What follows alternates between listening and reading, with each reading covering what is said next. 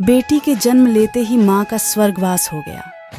लोगों ने ताने मारने शुरू कर दिए कि पैदा होते ही माँ को खा गई मनहूस कहीं की, पर बाप ने कुछ नहीं कहा।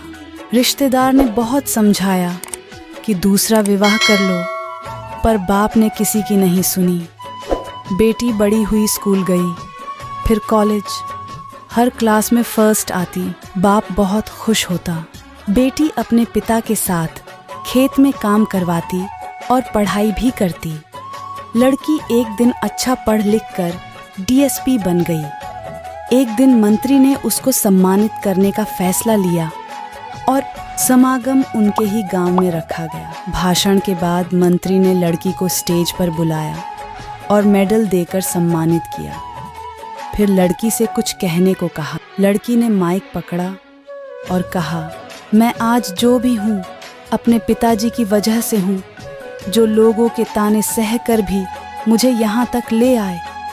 मेरे पालन पोषण के लिए दिन रात एक कर दिया। मैंने माँ को नहीं देखी और नहीं कभी पिता से कहा कि माँ कैसी थी, क्योंकि अगर मैं पूछती तो पिता को लगता कि शायद मेरे पालन पोषण में कोई कमी रह गई।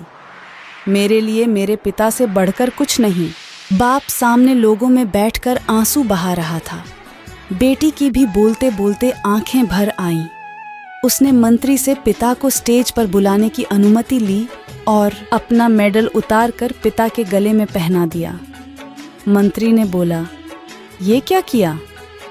तो लड़की बोली, मेडल को उसकी सही जगह पहुंचा दिया। इसके असली हकदार मेरे पिताजी हैं। ये सब देख पिता और बाकी सब की आंखें नम हो गईं। समागम में तालियां बज उठी।